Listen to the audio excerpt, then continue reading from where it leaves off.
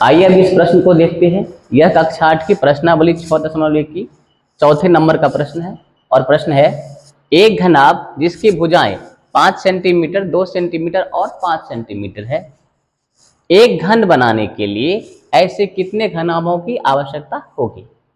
अर्थात हमें एक घनाभ दिया गया है जिसकी भुजाएं हैं 5 सेंटीमीटर, 2 सेंटीमीटर और 5 सेंटीमीटर, और इसी घनाभ से हमें एक घन बनाना है। तो पूछा गया है कि जब इसको हम घन बनाएंगे तो ऐसे कितने घनाभों की आवश्यकता होगी।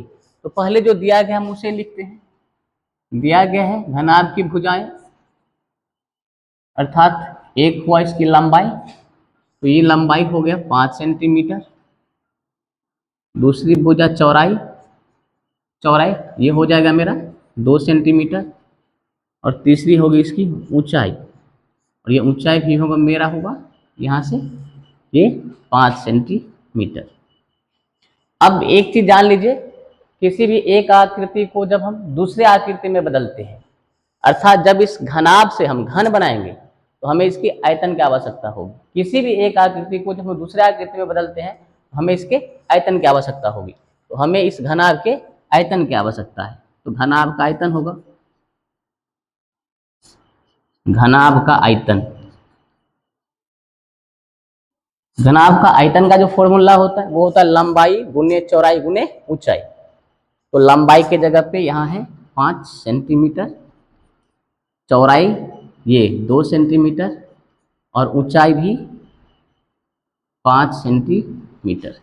गुना करते हैं 5 और ये 5, ये 5 का स्क्वायर, यहाँ 2 2 सेंटीमीटर सेंटीमीटर सेंटीमीटर, आयतन है तो सेंटीमीटर क्यूब, सेंटीमीटर क्यूब।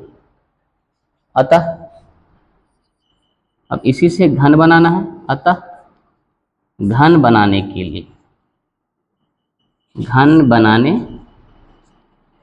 के लिए आवश्यक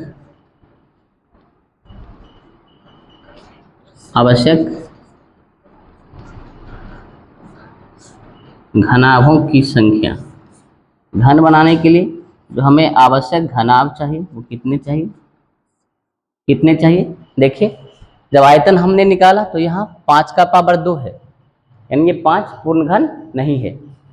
यहाँ 2 एक ही है, ये भी पूर्ण घन नहीं है। तो घन कब बनेगा, जब ये 5 का पावर 3 हो जाए। तो यहाँ 5 कितने हैं, 1, और कितने 5 चाहिए इसको घन बनाने के लिए, तो 5 है 2, हमें और एक 5 चाहिए, तो एक 5 चाहिए। यहाँ 2 है, सिर्फ एक ही 2 है, तो इसको घन बनाने के लिए हमें 2 और 2 चाहिए, तो 2 हमें और चाहिए 2। तो घनाभ ये मेरा 5 और ये 2 का स्क्वायर, 2 दूनी 4, ये 4 और गुना 5, तो 4 पंचे 20, यानी हमें ऐसे 20 घनाभों की आवश्यकता होगी जिससे हम एक घन बनाएंगे।